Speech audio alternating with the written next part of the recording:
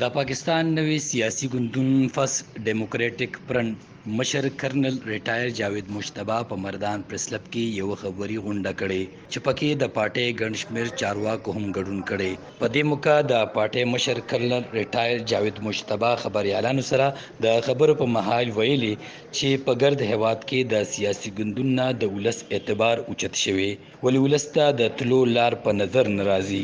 د اف ډی اف مشر وايي په حکومت کې د راتلو لپاره مو پوره تیاری نیولې دي. که موقع په لاس راغله نو ولس ته به د ژوند بنیادي سہولتونه ویډیا ورکو او د صحت په مت کې به تحصیل په سطح د اعلی سہولتونو ډک جدید هسپتالونه جوړو.